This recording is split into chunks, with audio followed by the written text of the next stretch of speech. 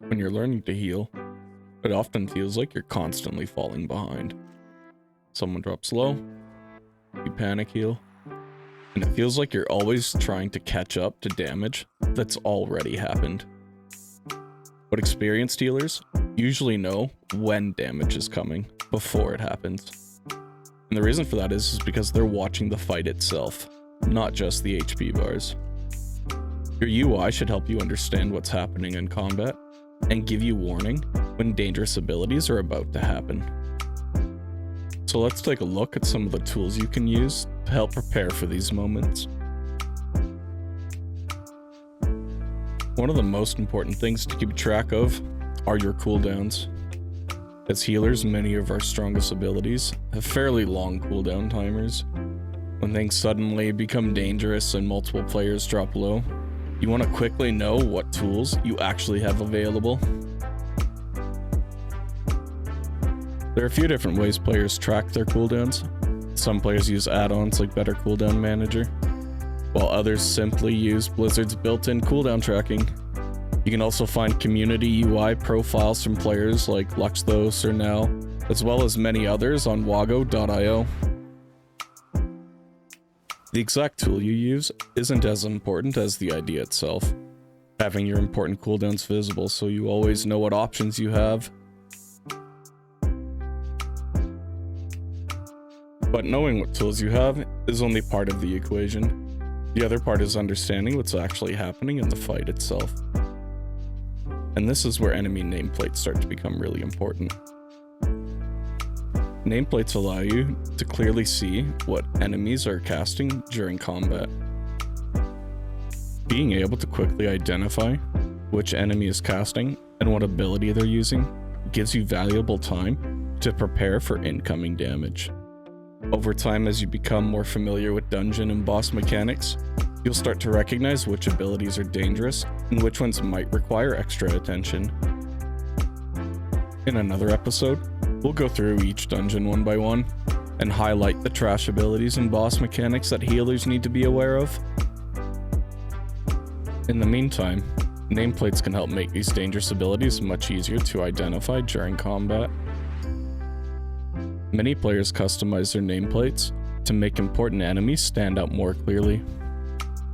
Customizing your nameplates can help separate dangerous enemies from normal mobs during a pull, such as casters. You can also use nameplates to see things like your target, your focus target, and enemies with raid markers for assignments. There are quite a few different add-ons that can modify nameplates. In practice though, most players tend to settle on just a few options. Plater is probably the most commonly used nameplate add-on right now, and many players use community profiles that they can find on Wago. I've never personally used it, but I know that Platinator has also gotten some really good reviews. Regardless of which add-on that you choose to use, the important part is simply making enemy casts and dangerous mobs easy to identify during a pull. Another very important tool is boss timers. Boss timers do exactly what the name suggests. They track boss ability timings.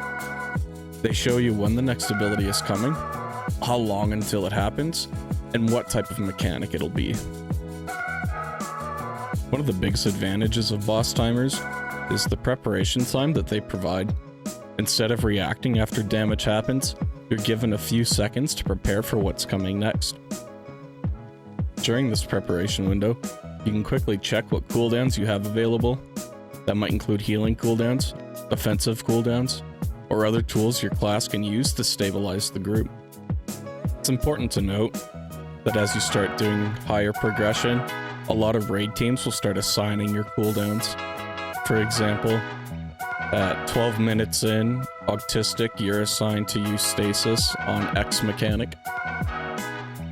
Don't worry, you're not going to be expected to have to remember every single minute when your cooldowns are assigned. We'll talk about cooldown assignments in Raid in a later chapter, but there's an add-on that most healing groups use to assign cooldowns to each other. For some healers, this preparation time is even more important. Ramp-based healers often need to begin preparing their healing several seconds before the damage actually happens. This could be like disc priests, preservation evokers, resto druids. So as a ramp healer, knowing what mechanic is coming in 24 seconds from now is like your vital starting point when you start ramping all of your healing. Boss timers also give you time to quickly look at your party or raid frames and evaluate your group. If someone is already low or in danger, you may want to stabilize them before the mechanic occurs.